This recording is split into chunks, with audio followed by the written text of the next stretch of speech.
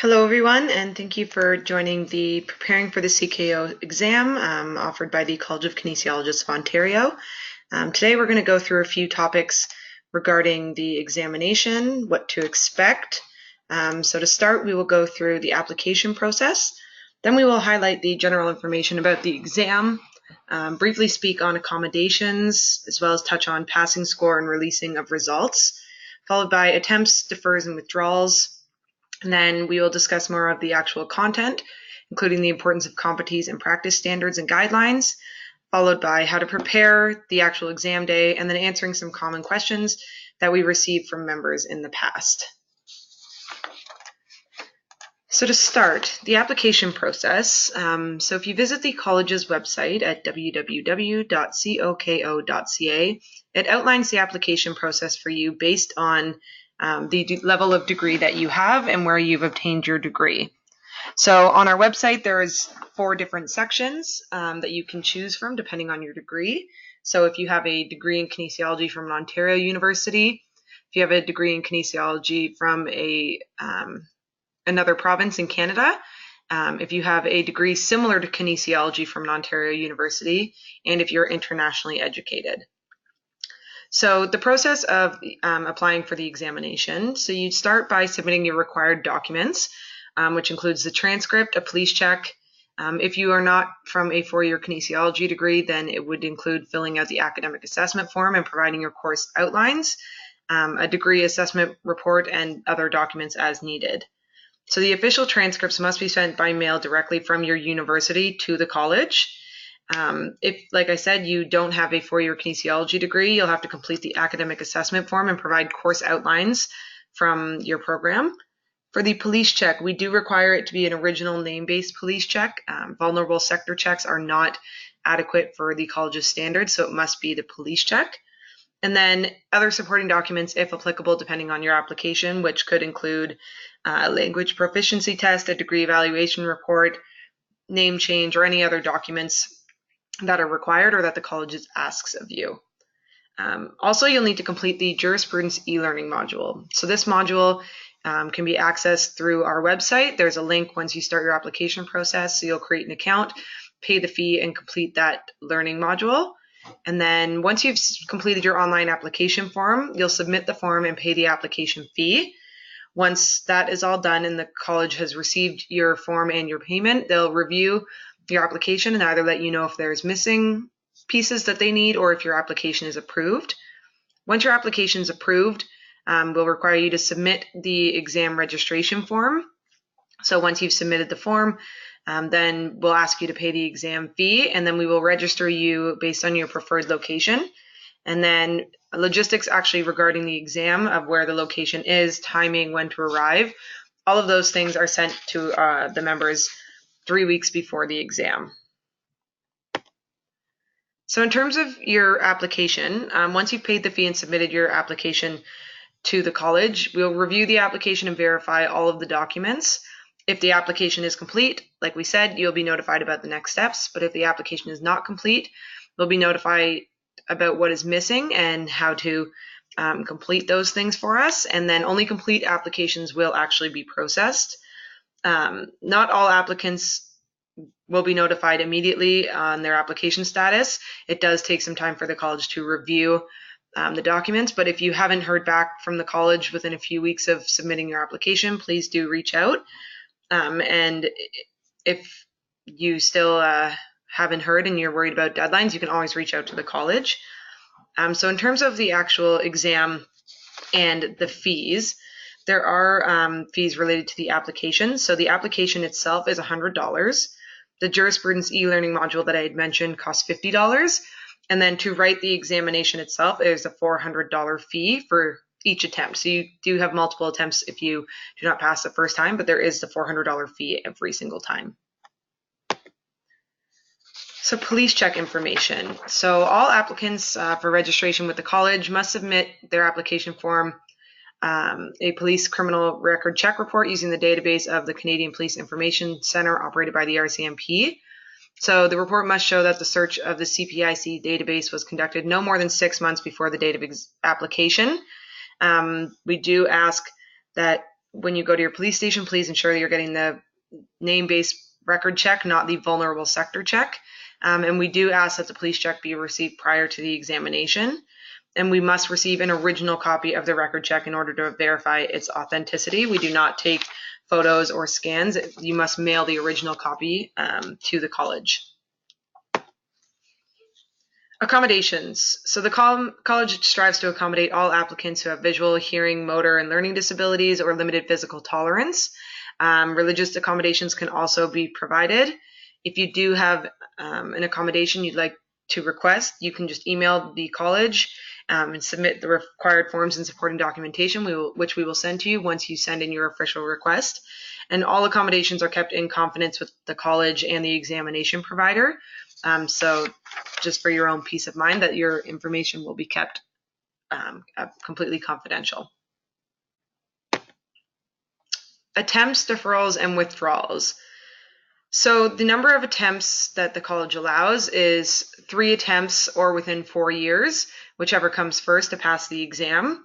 So if you write the exam for your first time and you do not pass, your first attempt must be taken within 1 year after your first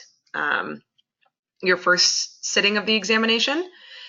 And then applicants who take the exam 1 or 2 attempts but did not pass the exam within the 4-year period or are looking to write for the 3rd attempt, they will be referred to a panel of the registration committee who will consider your application, consider your previous exams, and determine if you are eligible to write.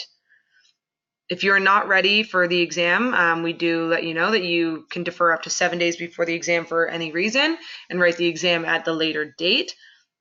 But requests for deferrals must be emailed to us, and the exam fee will be credited in full towards the next sitting.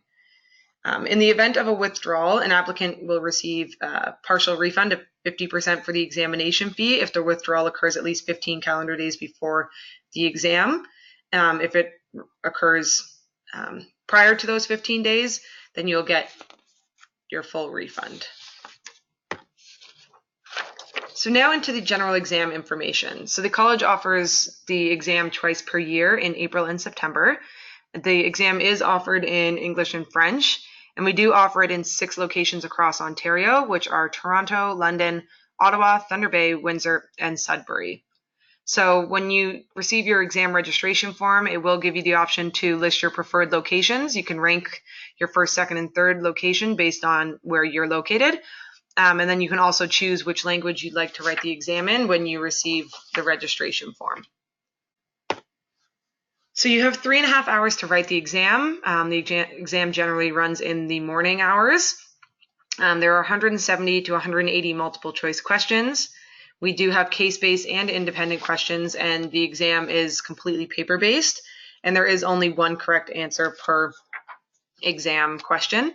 For the actual exam, in terms of timing, things like that, all of those logistics are emailed out to you within 3 weeks of the exam. So when to arrive, what you need to bring, that will all be sent to you in advance of the exam. So in terms of the pass score and the results, so a pass score is 450 on a scale of 100 to 700. So all questions have the same weight. Results are reported as a pass or fail when we notify candidates. Only candidates or applicants who fail are given a detailed report on their results.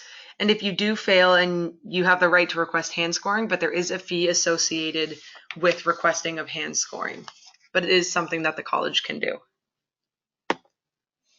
So how the exam is scored. So the passing score for the exam is set by our examination committee. So they use one of 2 methods, modified Angoff and equating. So the modified Angoff method requires each committee member to independently rate each question on the exam in terms of the minimally competent applicant. So the ratings from all committee members are then collated and tabulated to achieve the average rating per question. These ratings are then averaged to obtain the passing score for the total exam. In terms of equating, equating compares applicants' performance on particular questions in one exam administration to the performance of those in previous administrations. So the purpose of this is to gauge the relative difficulty on the current exam and the relative strength of all applicants. So competencies. Our examination is based on the kinesiologist core competency profile. So this profile describes the minimum expectations from kinesiologists at the entry to practice level. So it defines what an entry-level practitioner should know and be able to do on day one of the job, regardless of the practice area that you are working in. So that's where we develop our questions from and what the exam is based off of. We also include questions regarding our practice standards and guidelines. So all applicants and members should have a good understanding of the college's practice standards and guidelines. 25 to 30% of the questions on the exam are based on those standards and guidelines, and they are all available on the college's website for you to download and review. And these include things such as scope of practice, privacy, record keeping, just professional aspects that you would require working in a clinical or non-clinical setting. So on the college's website, under the About the Exam and the Study Resources, you should be able to apply to see the practice standards and guidelines and review all of those prior to the examination. So this here is a copy of the exam blueprint. So this kind of gives you an idea of the different areas of focus that the exam looks at. So there is the 5 domains which focus on knowledge, practical experience in terms of assessment and services, professionalism and professional practice, communication and collaboration, and professional development. And then it also identifies the different levels of cognitive ability, so theory and comprehension, application and critical thinking, just so you have an idea of what kind of questions and the ways that they'll be asked. And then we also do have some contextual variables, including different areas like a client, the lifespan of said client, and then the practice setting and environment. So this blueprint kind of gives you a screenshot of what the exam will focus on and what it will cover. So how to prepare for the exam. So obviously studying is the most important method of preparation, but we highly recommend that you read and understand the core competency profile. It's all available on our website for you under the study resources. Study all practice standards and guidelines and get a good knowledge and understanding of those. Complete the practice test and cross-reference questions with competencies and then check our references. So the references can be found under the study resources on the college's website. We recommend allocating sufficient time to study, review the reference list, identify potential gaps that you may have found in your courses. And finally, if you can, it's not a requirement, but we always recommend, because it does prepare you for some of the questions and some of the real-life scenarios that may be asked on the exam, is to try and get some practical experience to gain a better understanding of the competencies. Some other recommended ideas that we've had for preparing and that previous applicants have used is to create a study group, create a study plan, find a mentor, someone that's already written the exam and is now practicing, just to get their understanding of the exam. We have webinars available on our YouTube channel, and then additionally you can review the essential competencies of practice for kinesiologists, which describes expectations from kinesiologists through their practice, and it includes practice illustrations available for you. But finally, don't be in a hurry. Postpone if necessary. This is a big exam, and we do recommend that if you aren't feeling prepared, like I had mentioned before, there is the opportunity to defer and write at a later date at the next sitting of the exam. So as I mentioned, as a way to study that isn't a necessary tool, but is something that's extremely helpful, is to gain practical hands-on experience. So some ways to do that is to look for opportunities to work with health professionals. You can reach out to health professionals, other regulated or registered kinesiologists, and ask them if they'd be willing to mentor. You could volunteer in clinics in different practice settings. Part-time employment is something that you can always do, and we regulate entry-level practitioners, not graduates. So we want you to get into the field and really understand what it means to practice as a kinesiologist. So now, the actual examination day. Like I said, all this information will be emailed to you 3 weeks prior to the exam. So you'll have a document that outlines all of this with exact times depending on your location. So one thing is be on time for check-in. Arrive at least 30 minutes before the start of the exam. If you arrive more than 15 minutes after the start, you will not be permitted to write. So we always recommend getting there as early as possible. General comfort. Wear layers of clothing and refrain from wearing heavy fragrances, as you are in a room with a lot of other applicants, and no one knows who has scent allergies, so we always ask you to refrain from wearing fragrance. You're allowed to bring one small clear water bottle with no label, and the exam providers will be checking these. You're allowed to bring clear or throat lozenges, a clear plastic package of tissues, and foam earplugs, all of which must be placed within a clear plastic bag. And all electronic devices, including calculators, are strictly prohibited for the examination. One thing that this, like I said, will be included in your package, but you must bring an original piece of government-issued photo ID, either a driver's license or a passport. Health cards are not accepted on exam day by the exam providers. So once you've checked in and it's time to write the exam, during the exam, there's only one best answer. We highly recommend read the instructions. If you do not understand what you've been told or what you have read, ask questions before the exam officially begins. When it comes to answering multiple choice questions, if you do not know the answer to a question, skip it and return to it later. If you still do not know the answer, make a guess. No points are deducted for wrong answers. Pay attention to keywords in the questions, example, the most important or the first, because these are key indicators. Be mindful of time. You have 3.5 hours to complete the exam. Like I said, there is no penalty for wrong answers. And we do provide information on unforeseen circumstances during the exam. So you can view that policy on our website. If there is anything that arises, we recommend reviewing the policy in advance just so you have an idea of the policy.